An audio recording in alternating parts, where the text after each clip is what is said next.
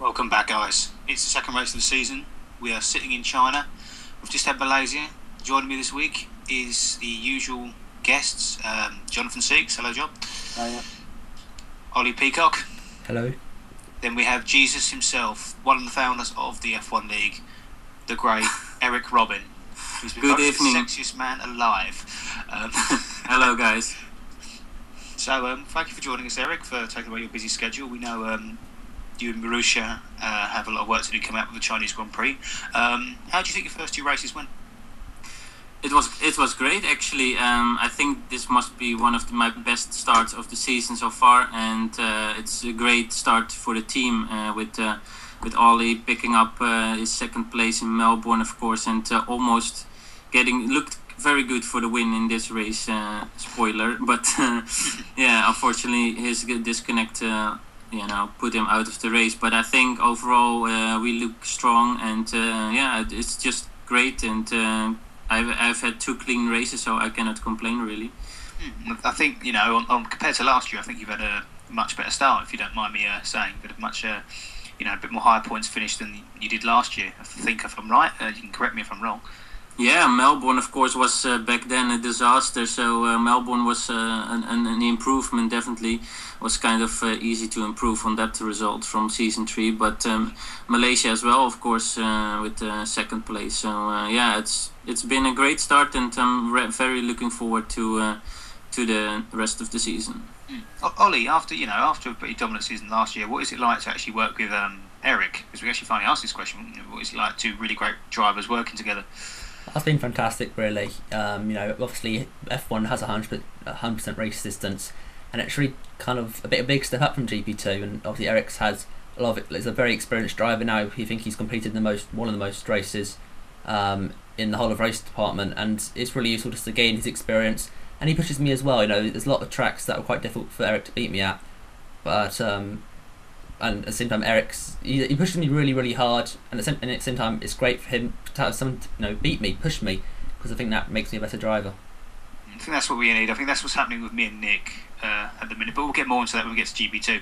Anyway, qualifying results, and I don't seem that surprised, to be honest. Ollie and Eric, you can take us through. It's your choice. Which one of you wants to do it? All right, Eric, you can take the qualifying results. All right, it's Tio Carlos on pole position this time, and Ollie a close second place there on the front row as well.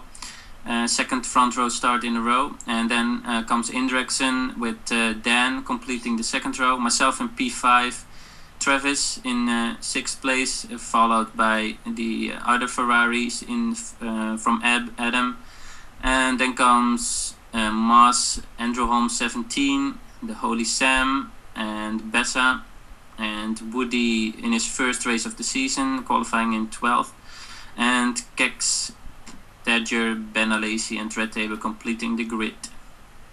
Okay, sorry. Did Red Table not qualify? Did they like a DNFs or something quickly? Do you know? I don't think he really was bothered with qualifying. He usually chooses to just start on the primes at the back to avoid incidents perhaps in the first few turns. That's just a different strategy than the most top guys do, but it's also an option. Anyway, it's the first time I've actually seen the results. Congratulations, Eric, for getting second place. Thank you. Ollie, do you want to take us through it? Well, Tio Carlos took his second victory this season, followed by Eric in second. Dan took his second consecutive third place, followed by his teammate Moss, who had a collision with his teammate, we'll see later in the race. Indrek came 5th, followed by the first Ferrari of Travis. Woody had a great rise from 12th to 7th, followed by Adam in 8th, so solid. Red to Bear cut down from the back up to 9th, so that was a good kind of recovery drive, I guess, of him. Sam not making much of an impression on the grid, only taking 1 point away. Followed by his teammate in the other HRT, Darren Bezza 695. Ben Alacey, who we think might have been struck by the Rosberg glitch, but that's not too sure yet.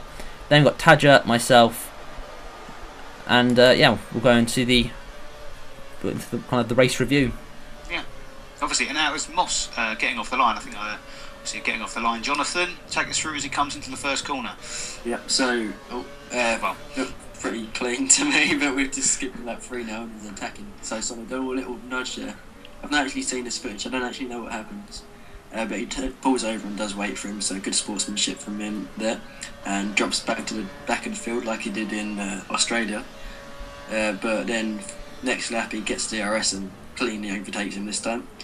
But runs a bit wide, and so sort of gets the cutback, takes the place, but then Moss has got inside and definitely lagged there. Not sure if he waited though, but he's caught up to Tadger by lap 6 and just cruises past almost. Not sure he got a slipstream, probably did. But then he'll also get the DRS on Red to Bear just in front. But he's now going up the inside into the fast left-hander and closing on Holy Sam. So he's clearly got really good early race pace because he's catching people and overtaking people really quickly. But on the mini-map you can see that there is quite a bit of a gap now. So it'll be interesting to see how quickly he closes up on the others. And it's lap 11. He gets past Darren and someone else, I think. But yeah, really good drive by Moss at the moment. Just picking off people like taking apples from a tree. There's no doubt about it. Moss is great. I can't quite think of a phrase to say. Well, it was a very late coming out with Stripstream on Andrew there. But I mean, if you notice carefully, he's maximising the overtaking zones, the last corner, not necessarily the DRS, but the first corner. I mean, they're the only real places you can really overtake here. But he's doing it cleanly, he's given the room. I mean, he's using his slipstream and using his curves effectively. It's a great pass on Red to Bear here. Even though it's with DRS, that Caisham's got some decent straight line speed. There's no denying it. Moss has got great natural pace. You know, we're seeing it here. We saw it in Australia. He's obviously not too great at the start of races. Maybe that's a bit of lag. Maybe that's just not being too sure on full tanks. But he clears great race pace and he's surging through the field as we're seeing here. He's already up to lap 36. You see, he was on the prime tyre, now pitting, after being in third place, and now passing his teammate Dan here for fourth. So he has great race pace. It's had inconsistent, which has unfortunately been a bit of a trait of Musa, as we see going around turn. Oh dear. Teammate. Ooh, Perez and Button. It's all Bahrain. I mean, I'm not quite. A few questions about that. I mean, obviously there's maybe a tad of lag there, but not quite sure why Musa was defending there. To be honest, it's not an overtaking spot unless Dan had massive speed coming out here. But anyway, coming to Eric's footage now. So if you want to take us through it. Okay, as you see Eric coming to corners, there's a nice little battle between Aerodan and Ollie here. Ollie's just in front. I think they're really just sitting in Ollie's strip seam. You know, this corner coming up here is a really horrible corner. I mean, I don't like it. I use about half a second here, which is embarrassing, I know. But it seems to me that, no offence, Ollie, that you did get a bit of a poor traction coming out of that corner, which the Aerodan come down your inside. You know, correct me if I'm wrong there. But, lock up, coming into the corner, all fair, you know, giving each other room. It's great racing. It's nice to see F1 guys actually having a clean race this year. Yes.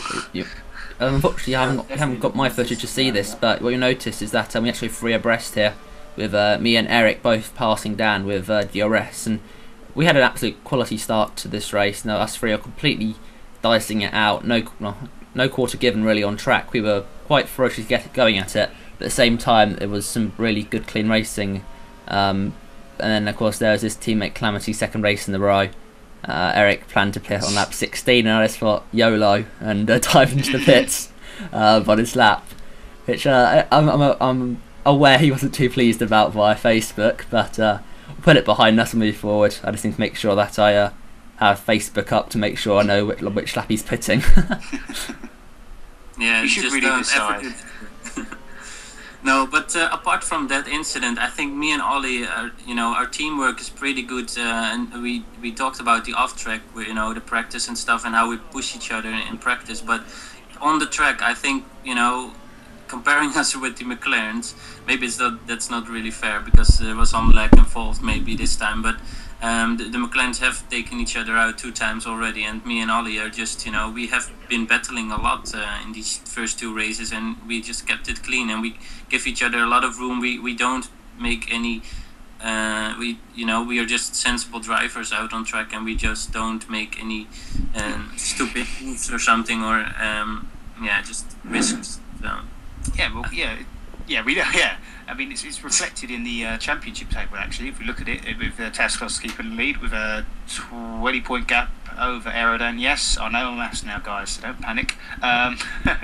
With Eric, you're 2 points behind. You're 2 races in. You are, just a win, and you're right up there. If Tascos, let's call him Greek, don't lie. If he does, it's easier. If he doesn't, fall out or something. I mean, I think it's going to be a close battle between McLaren and Marussia. But you got Travis 6th, interesting 7th. Barron, I'm sorry, that HRT isn't really up to scratch. You need to get back to the drawing board, get some new parts in the car. Woody's doing a better than he did last year. Holy Sam's just, he needs to stand the bar. I'm slightly disappointed it's so solid. The great partnership we had in last 2 seasons ago it's quite a shame really to see him down in 11th, and quite disappointed in Andrew Holmes. I think he could have been up there a bit more, to be honest. But it's only round 2. I would have thought it takes quite a while to get used to the 100% race distance, so like heavy fuel loads. Yeah, you can see that Ollie is adapting much better than Andrew and Ben at the moment, and it's really tough in F1. I have to say. I mean, it's not like Flavio and Mark. They are now, and Ben. They're not in the points yet.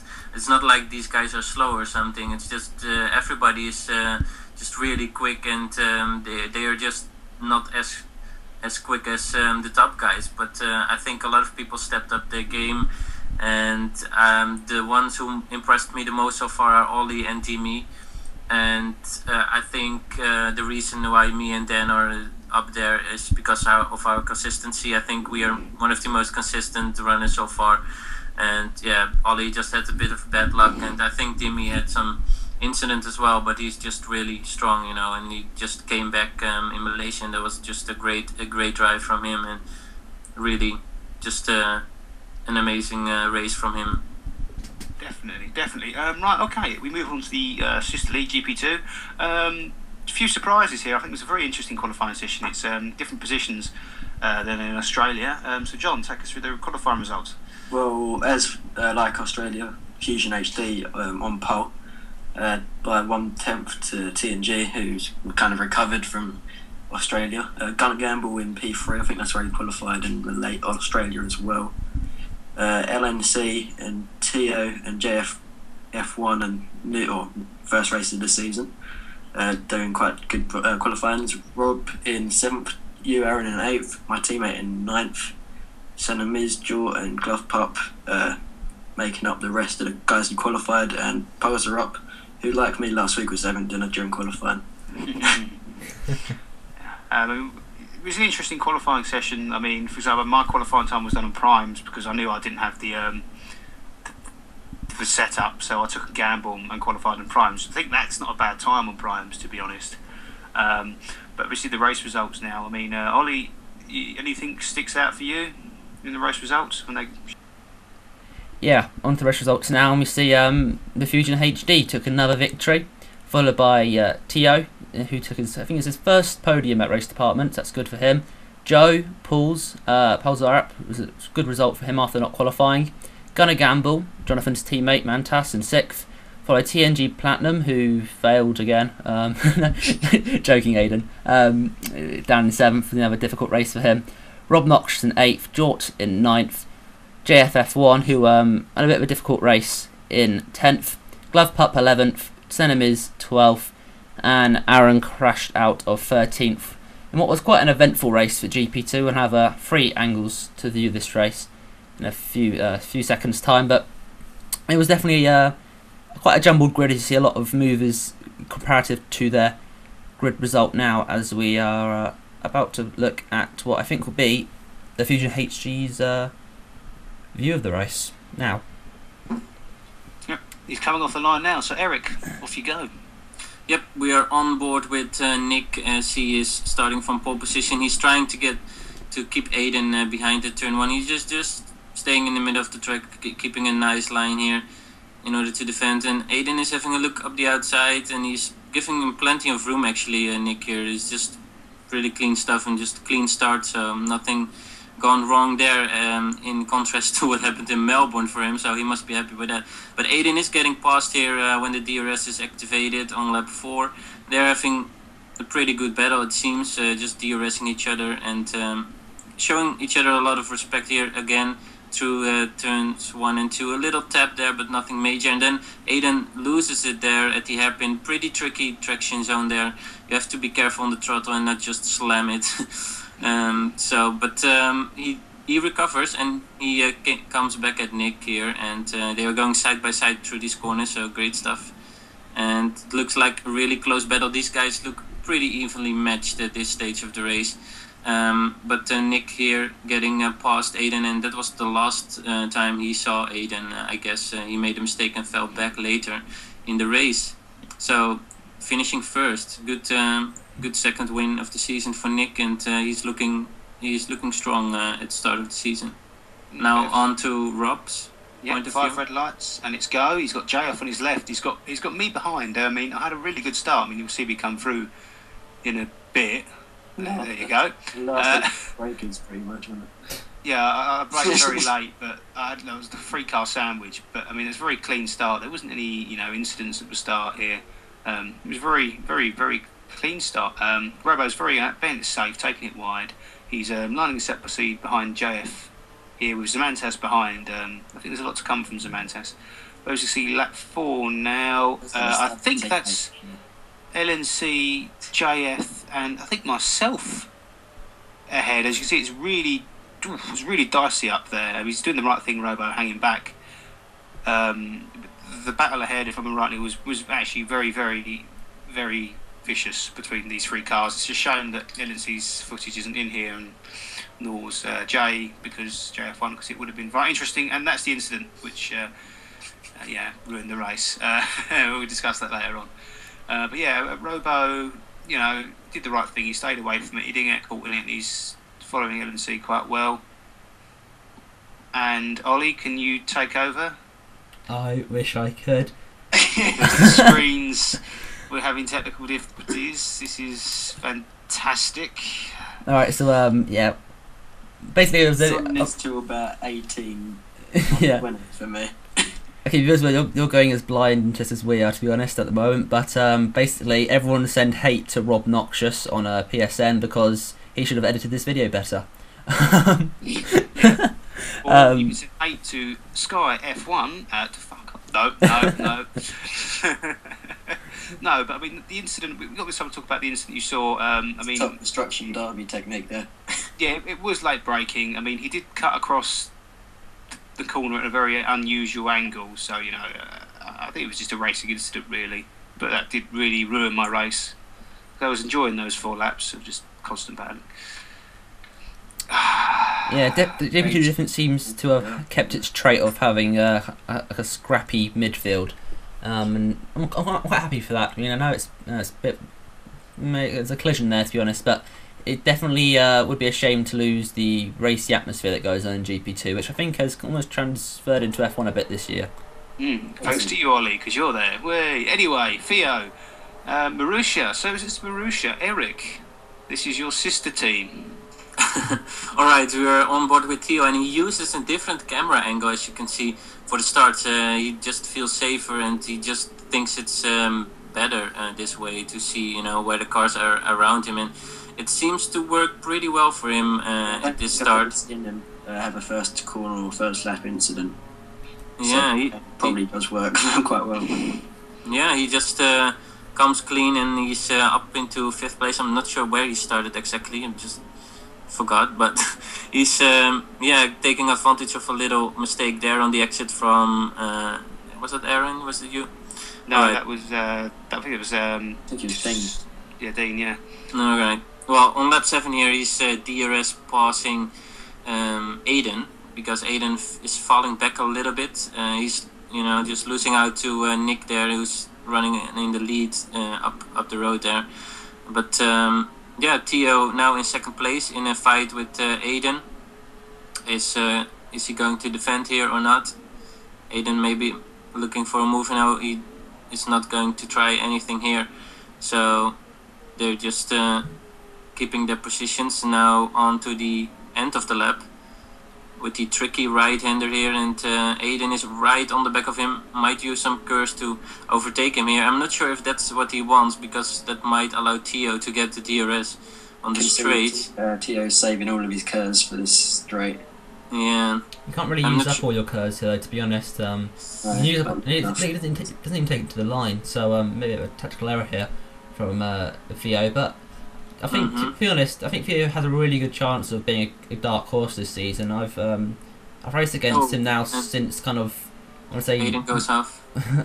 I've raced against him now since the back end of F1 2011, and he definitely has a lot of potential.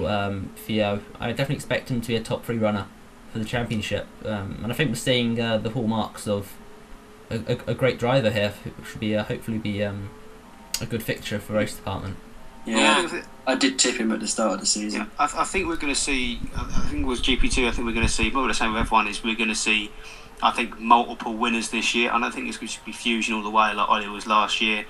Fusion, Theo, LNC, Aiden, John, yourself, Jay, me if I'm extremely lucky. I think I could have a chance, but I think it's going to be a great season, and we're going to bring it all to you on this video. And as we go to the championship standings, it represents how close it is. Bar Nick. Bar Nick, yes, bar Nick. You take Nick out of the equation, that's much more closer than it was last season. He could have still missed that last race and still been top. The great thing compared to last season is it's much closer, and there's more drivers competing than there was last season, because last season there was only about 6 or 7 at this race. Yeah. And it was great to see a full grid. Obviously we'll have to have words with Carl Hall, obviously, because he's not been here for 2 races, but that's the way it works in race department. Jamie Franklin, I think he had a great race as a reserve. Take my hat off to you, had some great fun. I think there was a stewards inquiry, wasn't there, Ollie? Yes, there was a stewards inquiry regarding a collision between JFF1 and Senna Miz. It was... well, the stewards had a look at it, and we thought that we needed another angle on it. Unfortunately, there wasn't one. And it was really just it was a clumsy collision, but... TGB Senna Miz eventually admitted that Jamie did let him back through, only to repass him again. So it was a difficult decision, to be honest, because Jamie stayed within the race department rules of letting the driver back through if there's a collision. However, he did repass him again, but because we lacked footage to see how that was done, how quickly it happened, we had to give Jamie a driving standards warning, which as a reserve he shouldn't really be clocking up too many of those this season. I mean, he won't be obviously completing the full season, but I've known him for a long time, just like Theo, and it's a bit uncharacteristic of him to make that mistake. Yeah. I mean, I think if you saw his footage, I mean, when I was racing him for those 2 laps, bar that mistake, that happens in racing, the bits between me and him. But I think it was great. I had some great battling. It was fair. It was tight. It was close. And I mean, as I said, the gloves are off for me this season. I'm going to fight tooth for now. I don't think he was used to my fighting style like you guys are. Sometimes I'm kind and generous, but sometimes I'm right up your tailpipe, hitting you hard. Not hitting, but you know what I mean. But anyway, shout out to Manchester being 6th as well. Yeah, definitely Zamantes. But the first 2 races, I think we can see that for the United Championship, McLaren and Marussia, I think, could be the cars to take it this year. I think so far I'm going to put my cards on the table, and they're my predictions to United Championship. Yeah, I think McLaren look very, very strong. To be honest, you obviously have Dan and Musa in F1, and obviously they are definitely two of the top 5 fastest drivers in F1. So it's going to be very difficult to kind of really match them in pure pace. Obviously, on consistency as a team, I think me and Eric are better, but it'll just be interesting to see how it plans out in F1, to be honest, because I think there's a good variation of strengths between the two teams. In GP2, it's obviously with the Fusion HG Nick being very strong, as clearly he has been already. 2 poles, 2 fastest laps, and 2 victories. He's definitely bringing home the majority of McLaren's points. With I've got 1 fastest lap. Aiden got it. Oh, my mistake. And obviously he has a solid. He has a solid Felipe Massa in Aaron. So thank you. So it's definitely looking strong for McLaren. Marussia, we have another 2 strong drivers in GP2 in Patrick and Theo. But whether they have the outright pace to beat Nick, I'm not quite sure, to be honest. Yeah, for those that aren't part of the league, United Championships is basically the same team from GP2 and F1 combined totals. Something like that. Well, I think Nick is a really tough one to beat. I said it to you guys after the draw. If he just commits, then he's a really quick driver. He was up there in the, running at the top with at the front in F1 back in season 2. But he had such an unlucky season there. But he was just driving in second place in Monaco in F1 with the likes of Dan and stuff. So he is a really good driver. But I think he's not unbeatable if Aiden steps up his game and Jay joins every race he can, and likes of Joe and Dean have also potential. So, and I know that Nick is not strong at every track. He has some tracks where he's a bit weaker at usually, at least that was in the past. So he is beatable at certain tracks, definitely, and there is definitely going to be chances for other drivers in GP2 to challenge him. And I agree that it probably won't be like a dominant season for him, like it's tending now. It's looking to be a bit dominant for the first 2 races, but it's still early in the season and many races to go. Okay, so a quick prediction for me in F1. I expect the 2 McLarens to be on the podium, followed by a mix of myself, Eric, Adam, and the 2 Red Bulls. What about you, Eric? Well, like I said, I'm most impressed with Dimi and Ollie. So that's for me. I think they are the quickest at the moment. Musa has shown great pace as well, but just lacks a bit of luck, I guess, and a bit of consistency. But if he can get his race together, he might be up there as well. I think Dan and me are, just the consistent runners, and we will definitely, be up there if other people mess up. Definitely. GP2, John, what do you think is going to take it well in China? Well, I think Nick's always going to be a threat. So is Aiden. Dean are looking good this season, so he's definitely one to watch out for.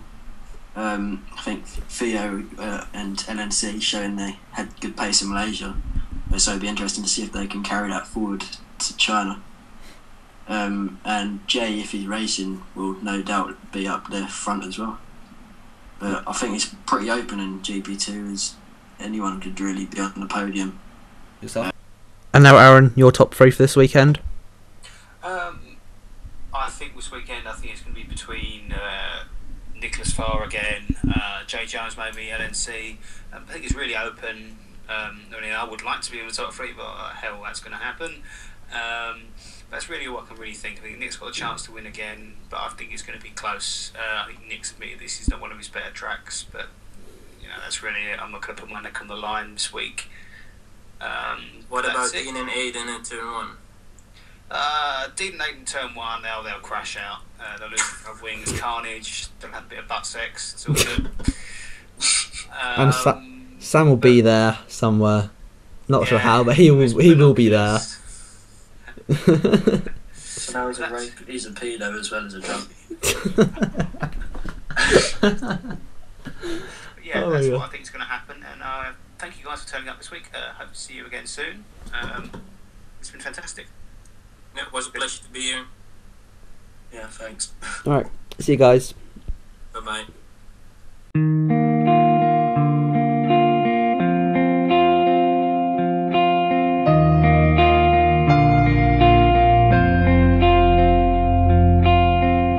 There is a star that lights the road. Will it take me to the end? Well, I don't know. But for one last time, I'll take